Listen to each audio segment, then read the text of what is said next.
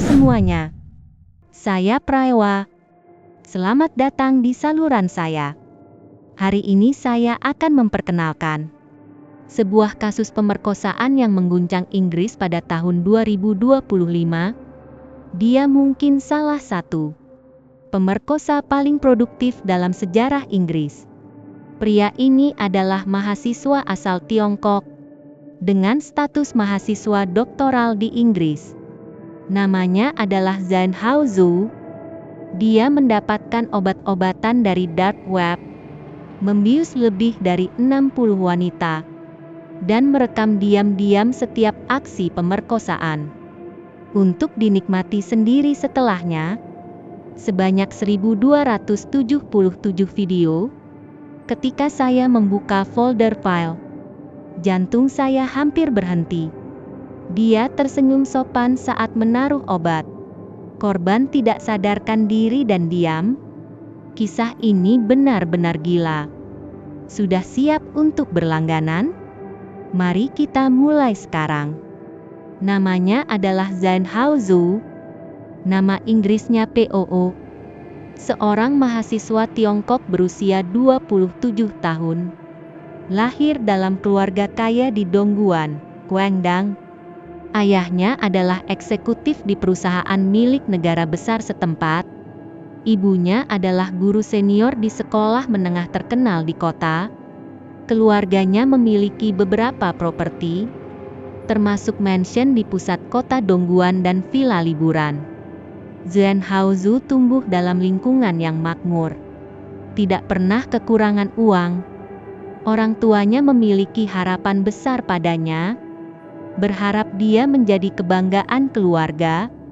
Pada tahun 2017, pada usia 20 tahun, dia berangkat dengan tasnya, bepergian ke Irlandia Utara, masuk ke Queen's University Belfast, untuk menempuh gelar sarjana teknik mesin. Dia berprestasi sangat baik di universitas. Selain belajar, dia juga bergabung dengan badan mahasiswa. 2 tahun kemudian, dia lulus dengan hasil akademik yang sangat baik. Pada September tahun 2019, dia tiba di University College London untuk melanjutkan studi magister teknik mesin. Universitas kelas dunia ini menjadi awal baru dalam perjalanan akademiknya. Pada tahun 2020, pandemi COVID-19 melanda dunia. Dia harus kembali ke Tiongkok sementara, menghabiskan beberapa bulan dalam isolasi di kampung halamannya di Dongguan. Namun pada tahun 2021, dia terbang kembali ke London, mulai mengejar gelar doktor. Dia yang berasal dari keluarga kaya, tidak perlu khawatir tentang keuangan, biaya kuliah yang mahal, biaya hidup tinggi di London, semuanya ditanggung oleh orang tuanya. Selain itu, mereka juga memberinya uang saku puluhan ribu yuan setiap bulan, memungkinkannya menjalani kehidupan mewah. Dia gemar berbelanja merek mewah. Dia memiliki jam tangan Rolex yang mahal. Lemari pakaiannya penuh dengan pakaian Gucci dan Prada. Dia bahkan memiliki koleksi sepatu edisi terbatas. Demi mengejar penampilan yang lebih sempurna, dia menghabiskan banyak uang untuk operasi plastik. Dia menjalani transplantasi rambut agar garis rambutnya terlihat lebih tebal. Dia juga melakukan operasi lipatan mata, pengisian lemak di dagu. Dia menjalani perawatan ortodonti, membuat giginya putih dan rapi. Dia menggunakan produk perawatan kulit yang mahal setiap hari, dari krim La Mer hingga esensi SK2, menjadikan dirinya tampak rapi dan menarik. Dia dengan teliti membangun citranya di media sosial. Dia mengklaim dirinya sebagai pecinta kebugaran, sering memposting foto tubuhnya yang berotot. Dalam profilnya, dia menyebut dirinya sebagai mahasiswa doktoral. Citranya menggabungkan pendidikan tinggi dan ketampanan. menarik banyak perhatian. Dia bahkan pernah mengikuti acara kencan daring di negaranya, memakai setelan rapi dan berbicara dengan percaya diri. Mungkin karena paparan dari acara itu, yang membangkitkan hasrat menyimpang untuk menguasai wanita. Dia pernah membanggakan dirinya kepada teman-temannya, bahwa dia bisa menaklukkan lebih dari 100 wanita dalam setahun. Nada suaranya sangat sombong sehingga membuat orang meragukannya. Apakah kata-katanya benar atau tidak? Dia memiliki standar tinggi dalam memilih tempat tinggal. Pernah mengunggah iklan di situs sewa rumah. Secara jelas menyatakan bahwa dia menginginkan apartemen dengan peredam suara terbaik. Dia mengklaim bahwa alasannya adalah karena dia suka berpesta, mengundang teman-temannya untuk berpesta hingga larut malam. Namun alasan ini tampak biasa. Tapi di balik itu tersembunyi rahasia gelap. Awalnya dia tinggal di asrama mahasiswa di Bloomsbury, London. Kamarnya tidak besar tetapi lokasinya strategis, berdekatan dengan area pusat kota yang ramai. Kemudian dia pindah ke daerah Elephant and Castle di London Selatan, menyewa apartemen mewah di lantai 39. Dengan biaya sewa bulanan mencapai 4 pound Inggris. 000. Apartemennya didesain dengan gaya modern. Dari jendela kaca besar, pemandangan malam Sungai Thames di London terlihat megah. Berdiri di balkon, seluruh kota dapat terlihat dengan jelas. Pada pagi yang dingin di bulan Januari tahun 2024, polisi London menerima laporan anonim. Menggerebek apartemen di Elephant and Castle. Menangkap Zhen Haozhou di tempat kejadian. Selama penggeledahan, petugas menemukan di lemari kamar tidur utama apartemen. Menemukan kotak penyimpanan tersembunyi. Di dalamnya terdapat botol berisi butilan glikol, botol kaca berisi cairan pankreas, serta bahan kimia industri berbahaya lainnya. Bahan kimia ini dikenal sebagai obat kencan. Dapat menyebabkan seseorang pingsan dengan cepat, kehilangan kemampuan untuk melawan. Di sebelahnya terdapat pipet presisi tinggi, jelas digunakan untuk mengukur dosis. Polisi melanjutkan penyelidikan. Menemukan tangkapan layar percakapan di ponselnya. Tangkapan layar menunjukkan obat bius bernama. Di kemasannya tertulis jelas cocok untuk anestesi umum. Obat ini beredar di pasar gelap. Merupakan alat yang sering digunakan oleh penjahat. Yang lebih mengerikan adalah, polisi menemukan di sudut ruang tamu apartemen. Menemukan 4 kamera tersembunyi. Lensa-lensanya begitu kecil hingga sulit dilihat dengan mata telanjang. Di kamar tidur juga terdapat kamera pinhole. Dipasang di jam alarm di meja samping tempat tidur. Perangkat ini dijual secara terbuka di Amazon, dengan tagline cocok untuk perekaman rahasia. Ketika Zhen Haozhou ditanya tentang perangkat ini, dia menjawab dengan santai, hanya membelinya karena penasaran. Ingin melihat seperti apa dirinya saat tidur. Namun, polisi jelas tidak mempercayainya. Setelah memeriksa komputernya lebih dalam, menemukan bahwa dia berulang kali mencari panduan pemasangan kamera tersembunyi, cara memodifikasi jam alarm elektronik, cara membuat kamera tidak terdeteksi dan kata kunci lainnya. Catatan pencarian ini mengungkap niat aslinya. Kemudian, polisi menemukan di hard drive-nya, menemukan 1277 file video, dengan total ukuran lebih dari 6,5 terabit, termasuk 1660 jam rekaman percakapan dalam bahasa Mandarin, dan lebih dari 9 juta rekaman percakapan di media sosial. Sebagian besar video ini merupakan bukti kejahatan yang dia rekam sendiri. Rekaman yang sangat mengerikan hingga sulit untuk dilihat. Dia melakukan hubungan dengan wanita yang tidak sadarkan diri. Para korban tidak menyadari sama sekali. Seperti boneka yang dikendalikan. Lokasi rekaman video ini termasuk asrama mahasiswa di Bloomsbury, London, apartemen mewah di Elephant and Castle, serta lokasi yang tidak diketahui di Tiongkok. Polisi juga menemukan di dalam lemari pakaian, menemukan kotak hadiah kuning merek Fendi. Saat dibuka, di dalamnya terdapat banyak perhiasan, terdapat gelang, anting, dan kalung, serta beberapa pakaian wanita yang dilipat rapi. Polisi mencurigai bahwa barang-barang ini adalah trofi yang dia ambil dari para korban. Dia sengaja menyimpannya sebagai kenang-kenangan, seperti pemburu yang memamerkan buruannya.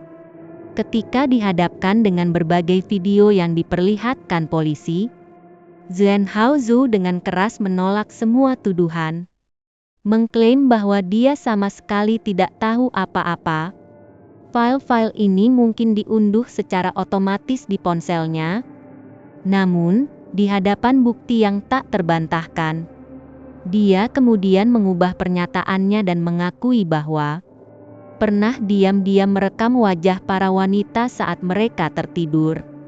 Namun, dia bersikeras bahwa ini hanya lelucon, tidak dianggap sebagai pelecehan. Akhir Januari tahun 2024, dia dibawa ke pengadilan kriminal London bagian dalam. Jaksa mengajukan banyak tuduhan kejahatan berat terhadapnya, termasuk 11 tuduhan pemerkosaan. 12 tuduhan memiliki video tidak senonoh ekstrim. 3 tuduhan mengintip. 1 tuduhan penahanan secara ilegal. Dan 8 tuduhan memiliki barang terlarang dengan niat untuk menjualnya. Menghadapi tuduhan-tuduhan ini, dia bersikap sombong, menolak semua tuduhan. Penyelidikan polisi menunjukkan bahwa dalam kurun waktu 5 tahun antara tahun 2019 hingga tahun 2024, dia setidaknya telah menyerang 60 wanita. 10 di antaranya memiliki bukti video.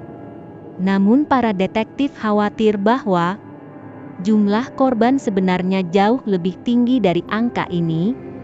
Komandan Kepolisian Metropolitan London, Southwark, mengatakan dalam wawancara dengan media bahwa Zhen Haozhou adalah pelaku kejahatan licik dan berulang. Dia memanfaatkan pesta sosial dan platform daring. Dengan hati-hati memilih dan mendekati targetnya, metodenya sangat tersembunyi.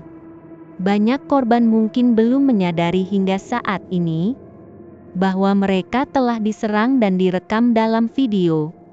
Saat polisi memeriksa ponselnya, menemukan lebih banyak bukti yang mengerikan. Tangkapan layar pesan yang tampaknya tidak mencurigakan, yang terhubung ke buku panduan kejahatan yang rinci, berjudul Cara Membius Wanita Muda dan Menyerangnya. Buku panduan itu mencantumkan jenis obat, perhitungan dosis, bahkan langkah-langkah untuk menutupi jejak.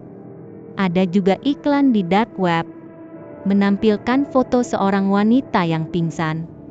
Di sebelahnya tertulis efek terjamin, langsung bereaksi. Bukti-bukti ini menunjukkan bahwa kejahatan yang dia lakukan sudah direncanakan, dan bukan hanya sekadar tindakan spontan. Yang lebih menakutkan adalah polisi menemukan 7 video direkam di kediamannya di Tiongkok. Para korban diberi tanda anonim dari B hingga H. 5 wanita pingsan selama kejadian, tanpa reaksi sama sekali. Wanita G sempat sadar sebentar di tengah kejadian.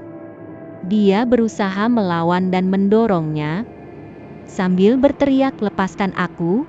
Namun, dia kembali pingsan. Wanita D sadar dalam keadaan sangat ketakutan, sambil menangis dan memohon tolong jangan lakukan ini. Suaranya bergetar dengan keputusasaan. Namun, Zhen Haozhou tetap melanjutkan dengan dingin. Wanita Ha bahkan tertidur sampai mendengkur, tanpa menyadari apa yang terjadi. Rekaman video ini membangkitkan kemarahan dan ketidakberdayaan yang mendalam. Pada hari sidang, para juri melihat bukti ini. Beberapa orang menutup mulut mereka dan menangis pelan. Beberapa orang menutup mata erat-erat, tak berani melihat. Yang lain mengepalkan tangan dengan marah. Melihat hal ini, Hakim Curtis memerintahkan istirahat setiap jam, agar juri bisa beristirahat selama 10 menit.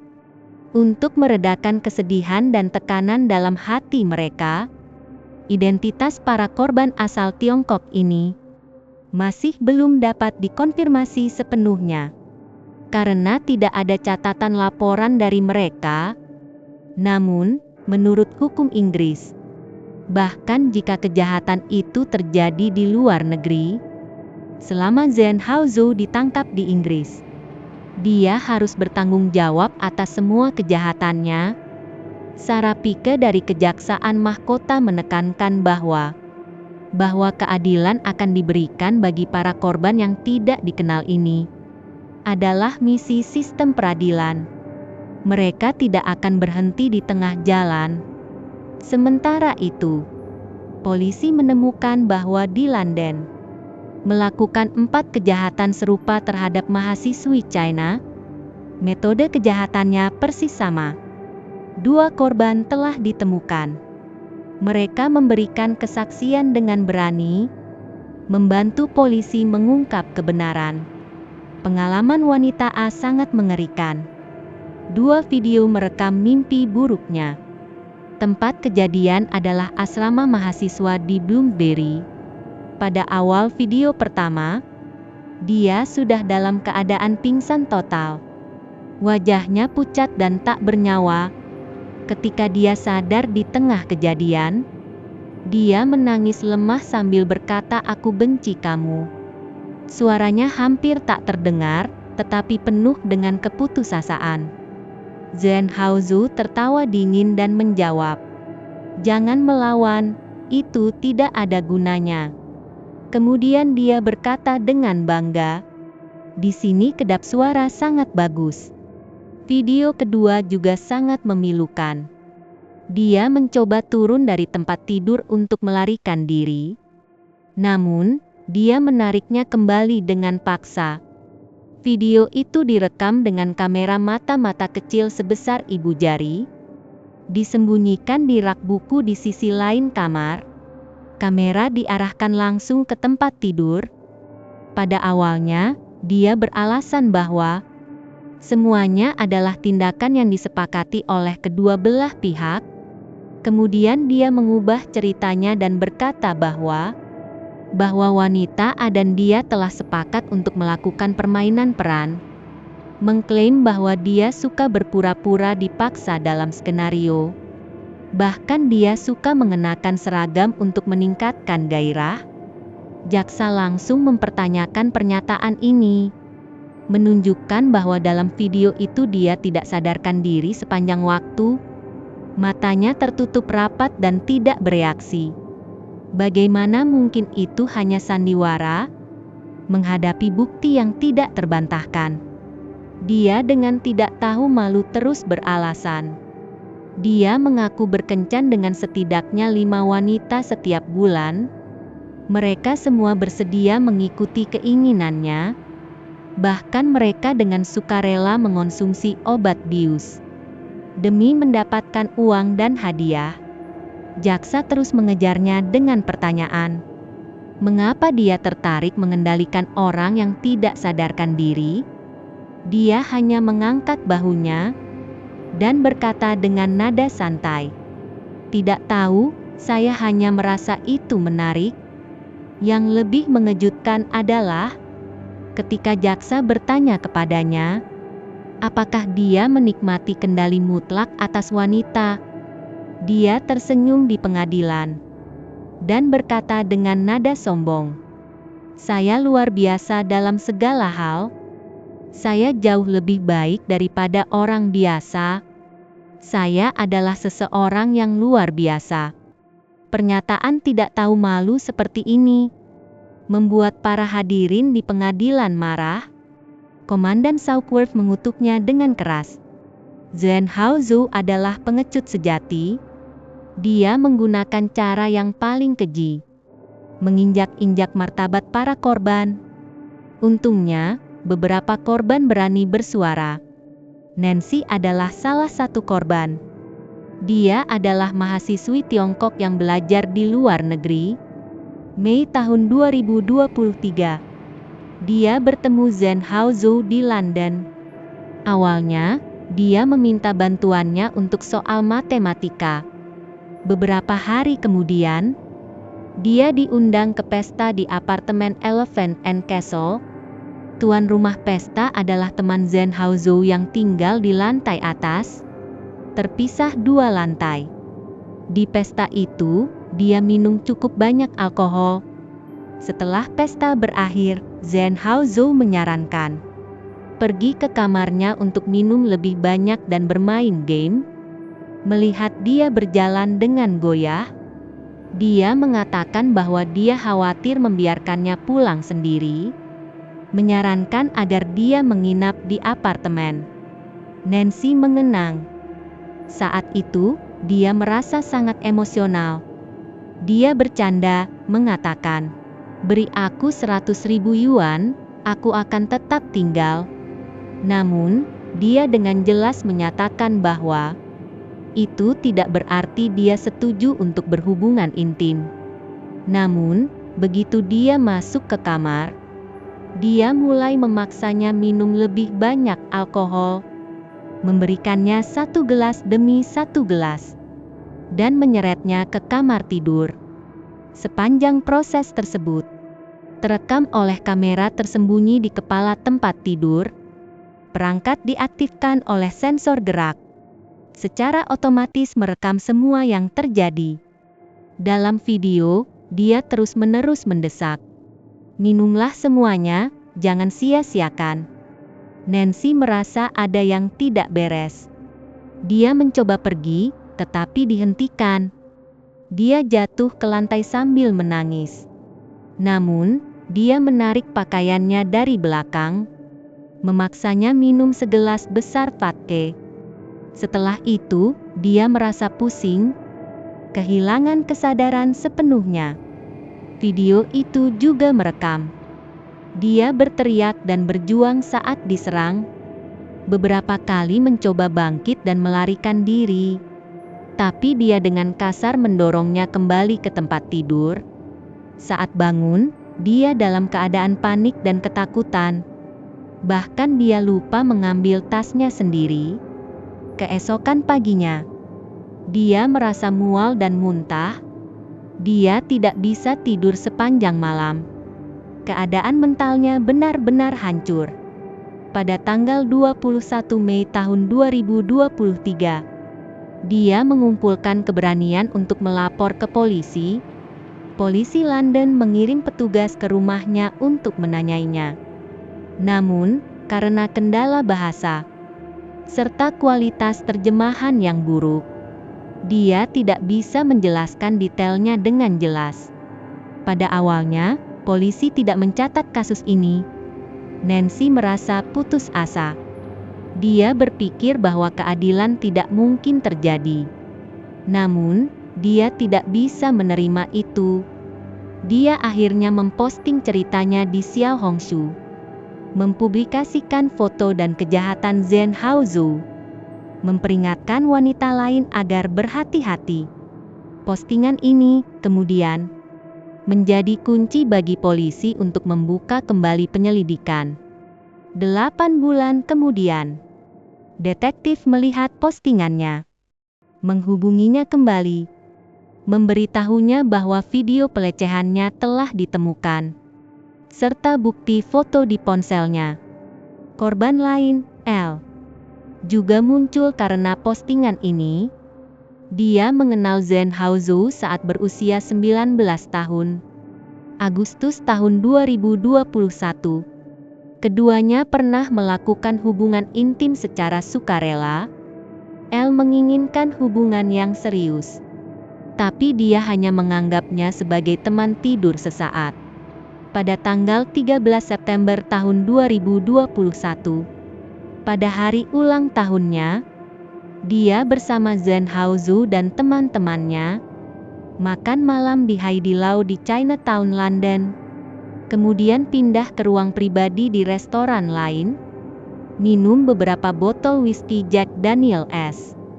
Dia mabuk sampai tidak sadarkan diri, muntah di pinggir jalan dan kehilangan kartu kreditnya. Ketika dia bangun, dia menyadari bahwa dia terbaring di asrama mahasiswa miliknya, dan dia sedang menyerangnya. Dia meminta dia berhenti. Namun, dia segera pingsan lagi. Keesokan harinya, dia mengalami sakit kepala yang parah. Dia merasa penuh dengan keraguan. Tidak yakin apakah ini dianggap kejahatan. Dia menghadapi dia dan bertanya. Namun, dia berbohong dan mengatakan bahwa dia sadar. Pada tanggal 5 Maret tahun 2025, persidangan mencapai keputusan akhir. Juri dengan suara bulat memutuskan bahwa Zhen Haozhou bersalah atas kejahatan keji. 11 tuduhan pemerkosaan terbukti, melibatkan 10 wanita. Dari jumlah itu, 7 adalah mahasiswi Tiongkok, dan 3 lainnya adalah wanita Inggris. Dia diam-diam merekam 9 di antaranya. Kejahatannya terjadi di Tiongkok dan Inggris. Selain itu, ia juga memiliki 3 tuduhan mengintip. 10 tuduhan memiliki gambar tidak senonoh yang ekstrim. 1 tuduhan penahanan secara tidak sah. 3 tuduhan memiliki obat-obatan terlarang dengan niat untuk melakukan kejahatan. 2 tuduhan tambahan tidak terbukti. Sierra Pack dari Kejaksaan Kerajaan menyatakan, terima kasih kepada para wanita berani yang maju memberikan kesaksian. Kesaksian mereka sangat penting. Mereka memastikan keadilan ditegakkan. Hakim Utama, Katik, memperingatkan. Hukuman akan diumumkan pada tanggal 19 Juni tahun 2025. Dia akan menghadapi hukuman penjara yang sangat lama. Bisa lebih dari 20 tahun. University College London mengetahui kasus ini dan segera membatalkan program akademiknya. Status mahasiswanya ditangguhkan pada tanggal 27 Januari tahun 2024 dan memberikan dukungan psikologis bagi mahasiswa yang terkena dampak, menyediakan layanan dukungan psikologis. Polisi masih menyelidiki secara global, bekerja sama dengan Interpol dalam penyelidikan, menyeru lebih banyak korban potensial, terutama antara tahun 2019 hingga tahun 2024. Wanita yang pernah berinteraksi dengannya di London atau Tiongkok, beranikan diri untuk memberikan petunjuk. Kasus ini menjadi peringatan. Jangan pernah minum dari orang asing, bahkan dari orang yang dikenal. Tetap waspada. Jangan pergi bersenang-senang sendirian. Saat mempercayai seseorang, pastikan temanmu pulang dengan selamat. Jangan biarkan pelaku kejahatan mendapatkan kesempatan. Semoga semua orang bisa belajar dari ini. Lindungi dirimu dengan baik. Apa pendapat kalian tentang kasus ini? Silakan bagikan pendapatmu di kolom komentar. Jika suka, jangan lupa like dan subscribe. Jangan lupa tinggalkan komentar dan berinteraksi. Sampai jumpa di episode berikutnya.